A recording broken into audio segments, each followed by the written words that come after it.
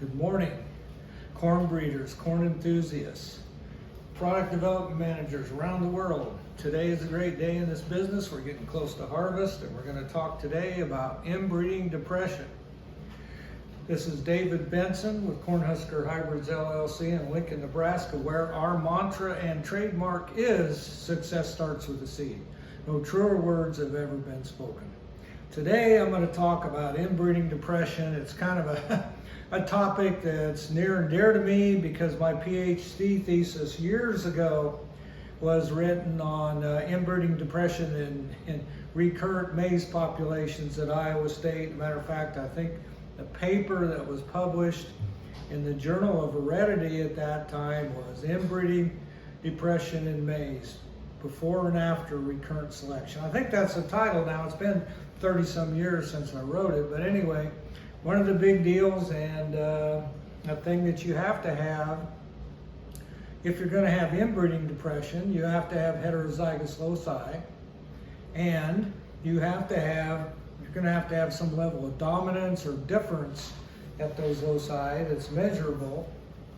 And then the key thing about how we define inbreeding depression per se is inbreeding depression is the accumulation of alleles that are common, are identical by descent from a common ancestor. So now, if you're working in livestock, you very much understand that.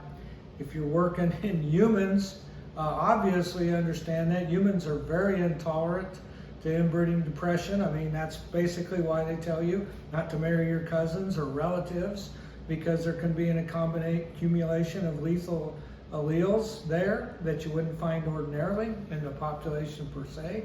If you want to get into that a little bit more, you can just read the novel by Michener, written years ago, about Hawaii, when they glorified brother-sister matings and made it a huge deal on the islands. And sometimes they had fantastic children, and sometimes they had children that were deformed or other things because of inbreeding. Also, if you study the ancient Egyptians, they did the same thing. It was very common in old cultures, but we know not to do that because you get lethal alleles that just are most often recessive and then can cause a lot of problems.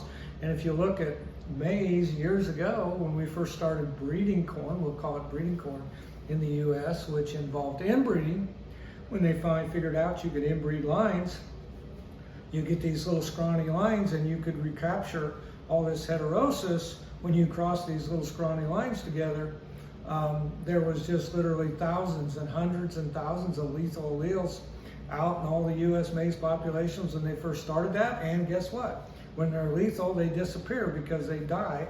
And honestly, I can't say in my whole career, over 30 years, that I've ever had a genotype die in anything that I ever worked on that I knew of, because there were lethals, and that's not always true. But anyway, inbreeding depression is defined as the reduction in mean phenotypic value due to the accumulations of alleles that are identical by descent from a common ancestor.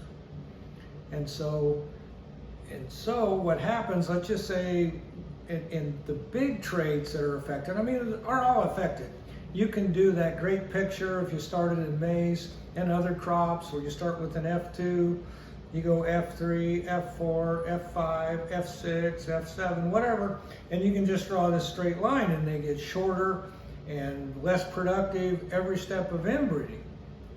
And that's great that you can show that. Now, if you're using doubled haploids, you're going from a F1 or an F2 to a completely inbred line in one step, and you don't see that like we used to when I was working.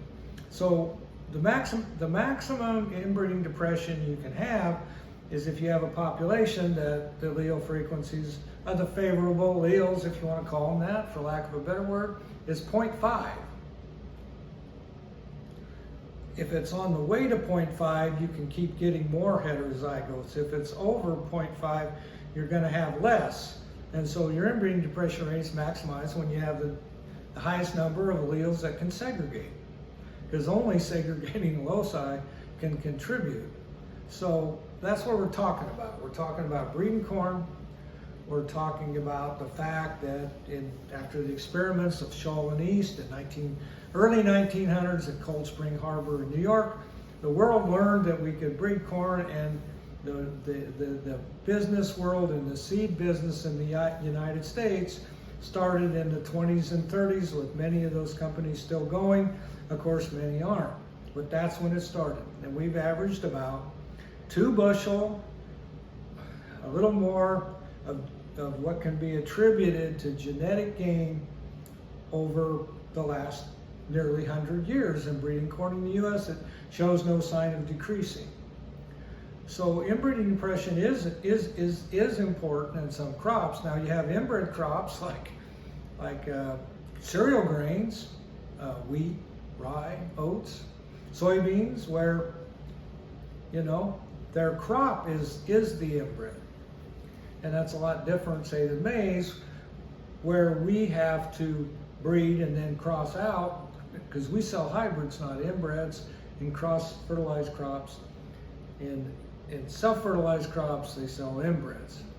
And I always thought it would be easier if I could take the seed from my yield trials and get a generation increase on it like soybean breeders can or wheat breeders can. So that's pretty cool. But in cross-fertilized crops, you always got to inbreed, cross out, test the hybrid.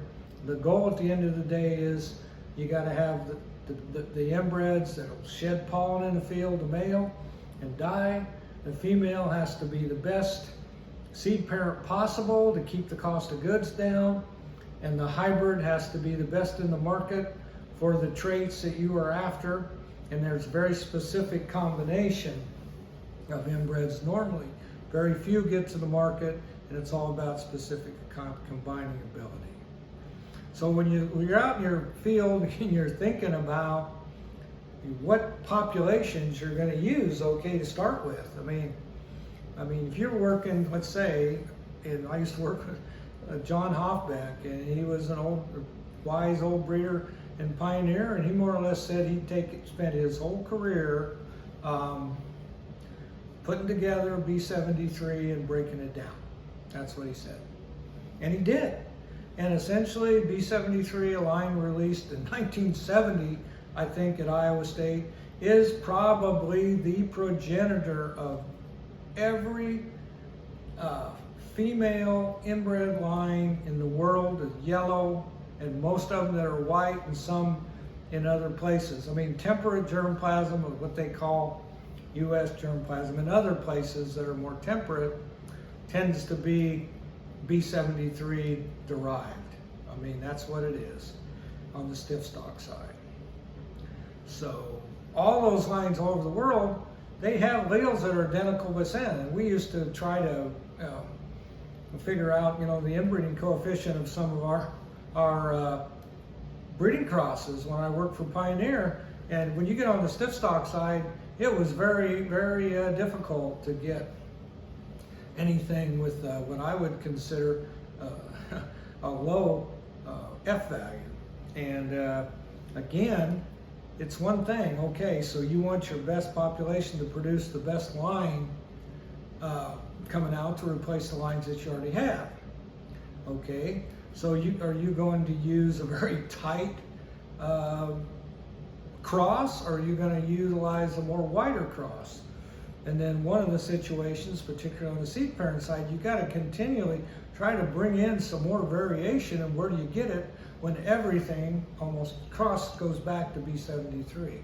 B73, B68, B37, B14, and those are the stiff stock lines that more or less predominate the world that they come from, and that's just the way it is.